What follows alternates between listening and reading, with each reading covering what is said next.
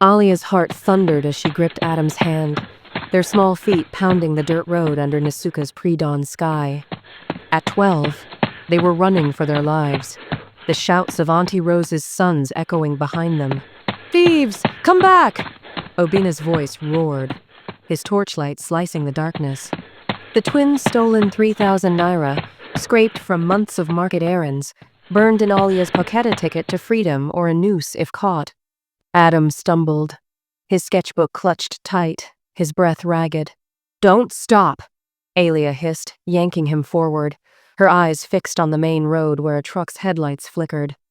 6 years ago, their mother, Ngozi, had vanished, leaving them to Rose's cruelty under the lie of a business trip.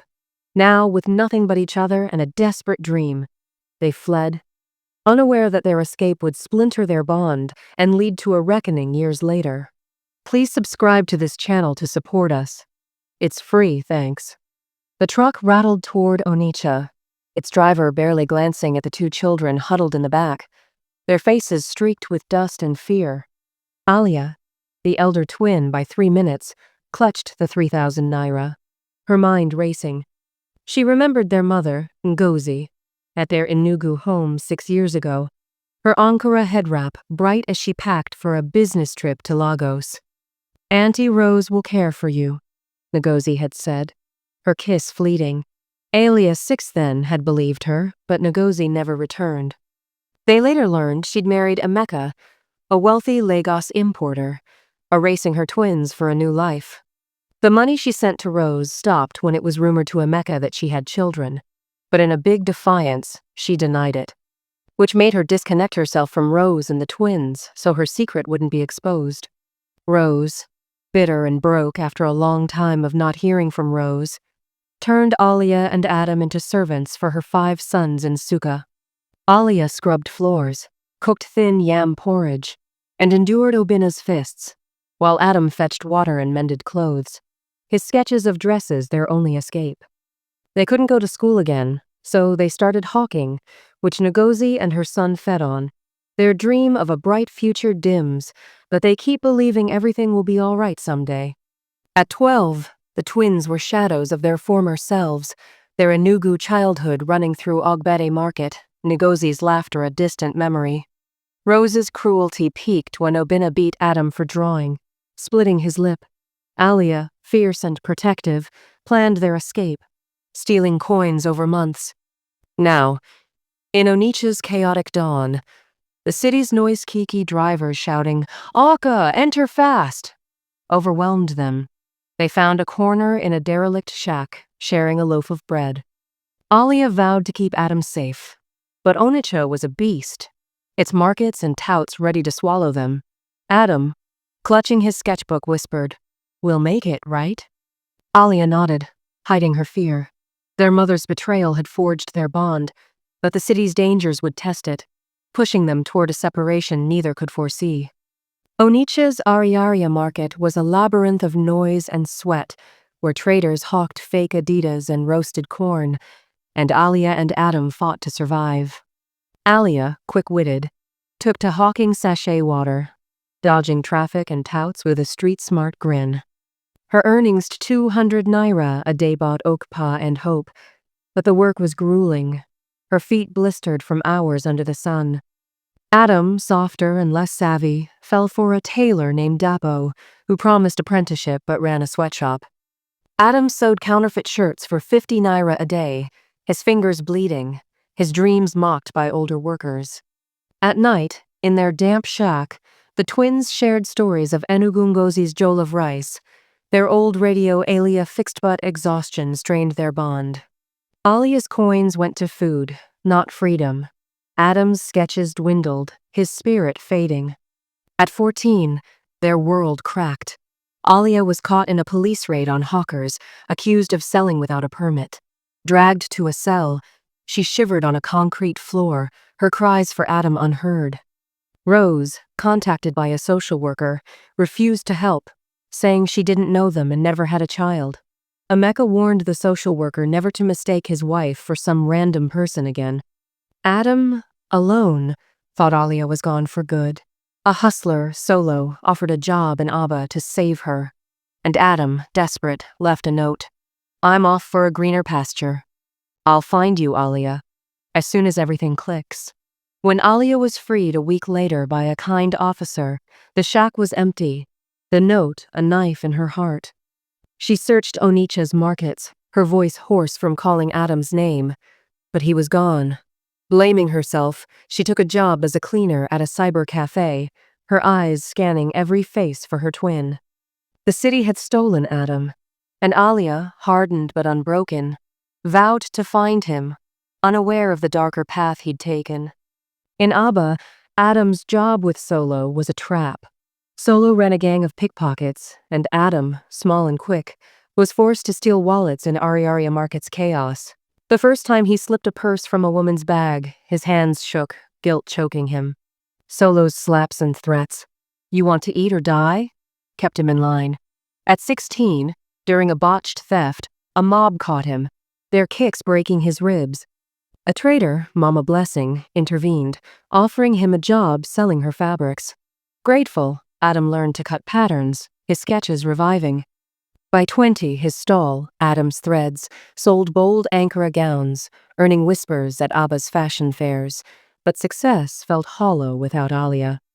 He posted online, searching for Alia Okonkwo Enugu, but found nothing, his heart heavy with her absence. Alia in Onitsha clung to survival. The cyber cafe owner, Mr. Obi, taught her to fix computers, her knack for problem-solving shining. By 18, she managed the cafe, saving for an IT diploma. But trust betrayed her Tunde, a co-worker, promised love, then vanished with her 50,000 naira savings. The loss hardened her, but she enrolled in night classes, her grit unyielding. At 20, she joined a tech startup in Enugu, designing e-commerce platforms, her salary funding her degree.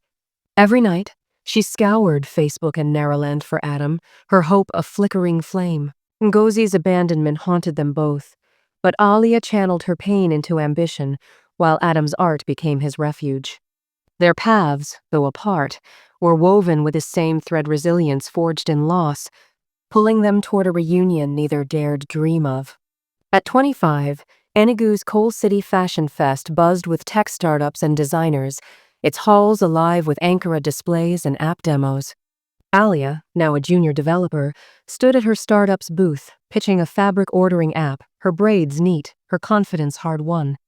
Across the hall, Adam showcased Adam's Threads, his dreads framing a face marked by Abba's scars. Their eyes locked through the crowd, a jolt of recognition stopping time. Alia's tablet slipped. Adam's fabric swatch fell. They ran, colliding in a hug, tears mixing with laughter as onlookers clapped, mistaking it for a show. "You're here," Alia sobbed, touching Adam's face. "I never stopped looking," Adam whispered, his sketchbook still in his bag, a relic of their bond. Over pepper soup at Abuka, they unraveled their years apart. Alia spoke of the cell, Tunde's betrayal, and her tech rise. Adam confessed his pickpocketing, the mob, and his designs born from pain. They laughed at old Enugu memories, Alia fixing their radio. Adam's dress sketches, but Ngozi's name soured the air. "She left us for a man," Adam said, his voice sharp. She got married and forgot us." Alia, more reserved, nodded. Rose said she stopped sending money after a year. The reason for her gruesome acts towards us, their anger united them. But their survival Alia's code. Adam's gown proved they'd outgrown her shadow. They vowed to stay close. Their Enugu flats now a shared haven. But a news segment weeks later would drag their mother's ghost back, forcing them to face the pain they'd buried. 3 months after their reunion, a television in Alia's office blared a news segment. Ngozi Okonkwo, 38, hospitalized in Lagos, abandoned by her husband, Emeka, during a breast cancer battle. The report called her the mother of Enugu's rising stars, Alia and Adam Okonkwo, flashing their faces from the fashion fest. Ngozi, frail and tearful, had seen them on the television show in the hospital during an interview. She had begged her doctor, Dr. Ada Obi Nwosu, to find her twins. Adiobi, a 24-year-old oncologist with a warm smile and braided updo, sent a letter to Alia's startup. Your mother is dying. She wants to see you. Please. Alia, reading it, felt her chest tighten. She has no right, she told Adam, tossing the letter. Adam's eyes darkened. Let her suffer like we did. Adiobi's persistence calls, emails shipped at their resolve. She's not asking for forgiveness, Adiobi said over the phone, her voice steady. She wants to make amends. Alia, practical but stirred by pity, visited Lagos alone, meeting Adabi at the hospital. Ngozi, bald from chemo, looked broken, her once vibrant face hollow. I was selfish, she whispered. Emeka promised a new life. I left you, thinking money was enough. I'm sorry. Alia's anger flared, but tears came too. She left, unable to respond, her heart torn. Back in Enugu, she pleaded with Adam. She's dying. We need closure, not her. Adam resisted, his sketches jagged with rage, but Alia's tear-stained memories of their Nasuka night softened him. They returned to Lagos, Adiobi's calm presence a bridge to their past, unaware she'd become more to Adam than a guide. In Lagos, the twins visited Ngozi weekly, their talks raw but necessary. Adiobi, always there, offered coffee and quiet wisdom, her empathy drawing Adam's attention. He noticed her strength balancing hope and loss for patience, and her laugh like Enegu's morning bells. Over fufu at a canteen, they bonded, Adam sketching her a gown, its lines bold yet soft. Your trouble, Adobe teased, but her eyes lingered. Ngozi's health stabilized, her cancer in remission, and her apologies grew deeper. I thought Emeka's wealth would secure you. I was wrong. Alia, analytical, forgave her, not fully but for peace, launching an app feature for cancer survivors. Adam, slower to heal, saw Ngozi's humanity through Adiobi's lens, his designs softening. One evening, on Lagos's bar beach, Adam took Adiobi's hand. You showed me how to let go, he said, his dreads catching the breeze. He revealed a ring, silver with an ankara bead, his own design. Marry me, Adiobi. Let's weave a new story. Her yes was a whisper, tears glinting. At their wedding, Alia stood as maid of honor. Ngozi, a quiet guest, her presence a step, not a claim. The twins, 30, set boundaries calls, not control building a fragile tie with Ngozi. Alia's app thrived, Adam's gowns graced Lagos boutiques, and their bond, forged in pain, held firm. Forgiveness wasn't a gift to Ngozi, but a release for themselves, their woven path now bright with love and hope. Thanks for watching and listening. Let me know your thoughts about the story in the comments section. Like and share, turn on your notification bell, and subscribe to this channel. Thank you.